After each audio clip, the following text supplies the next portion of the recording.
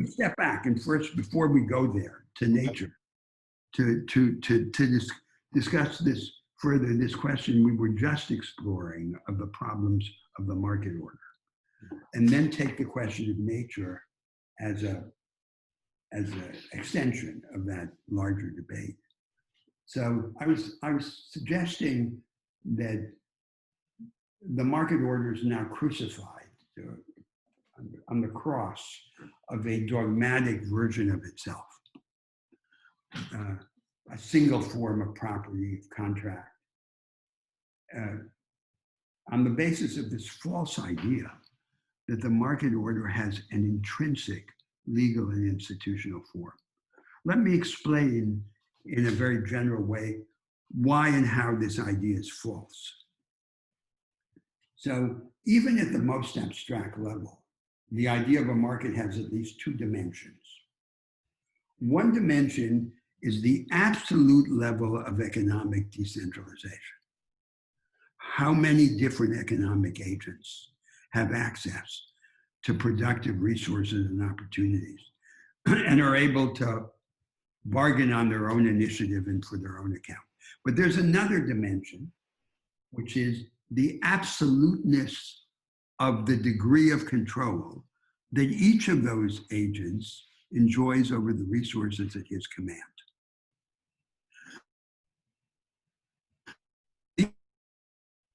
Dimensions are supposed to go naturally and necessarily together. They don't. The ways in which we can extend the degree of decentralization is by creating claims on productive resources that are temporary or conditional or fragmented, so that there can be a churning. For example, we say the state holds productive resources in trust for society, and whoever can assure the highest rate of return for the use of those resources gets to use them while they can assure that rate of return. In other words, instead of having just one way of decentralizing economic resources, we have many. And we can combine resources and achieve scale without committing ourselves just to the traditional unified, isolated property right. We can create many different forms of property and of contract. As the background to an experimental and innovation economy. Now, under the present form of the market order, what we find is that the market generates a huge amount of inequality. And then the inequality is supposed to be corrected after the fact by progressive taxation and redistributive social spending.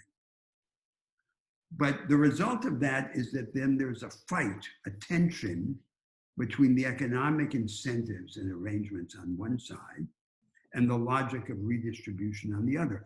The redistribution would have to be massive to fix the inequalities that are anchored in these radical divisions between the advanced and backward parts of production. And long before they reach the threshold to make them sufficient to address those inequalities, they would begin to disorganize the economy and exact an unacceptable cost in output. So that's what happens in the real world. We need to anchor the impulse to equality and inclusion in the way of organizing the market, rather than just to correct the inequalities after the fact through compensatory redistribution by tax and transfer. And one of the most important aspects of that objective is the question that we addressed earlier in our conversation of the access to the most advanced part of production. Will the access be for an elite, or will the knowledge economy, today's vanguard, be for an elite, or will there be a knowledge economy for the many? There cannot be a knowledge economy for the many just by the horizontal vegetative extension of these present islands. It has to be organized, it has to be arranged. design of the institutions of the market. And therefore, we need the kind of economics that is capable of informing such a transformative project. This is not simply an instrumental manipulation of economics, because, as I argued at the outset of our conversation, insight is always transformative insight. And if we don't understand how the actual can be changed into something else, we don't understand it at all. All we have is a retrospective rationalization under the disguise of an explanatory account. Let me begin by characterizing the main temper of preservationism or ecology in the rich North Atlantic countries. The main spirit is a post-ideological or post-structural politics. So the idea is history has disappointed us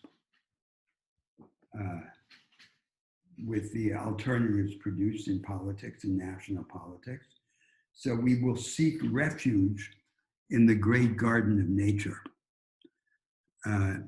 And then we imagine a series of parks. Now, we need something else. We need to show how the imperative of the preservation of nature, instead of being a way of escaping from the imperative of structural change, can serve as a provocation to reinvent structural alternatives in a new form. Let me give the example that concerns me as a Brazilian of the Amazon. So the example of the Amazon. So we have this vast area, the richest, most diverse tropical rainforest in the world, in South America, a large part of it in Brazil. How can we give practical content to the idea of sustainable development? Only by developing missing linkages between the urban industrial complex and the green complex.